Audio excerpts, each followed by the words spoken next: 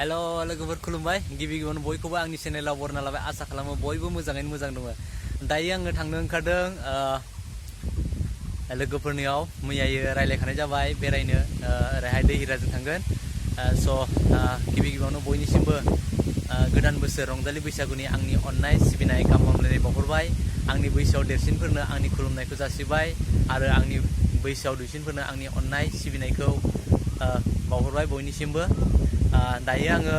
ready जाबाय पुरा फुल traditional dress गानदों आर'नाइनि गस्ला गानदों गोरनायाव आर'नाइ लादों लोगोसे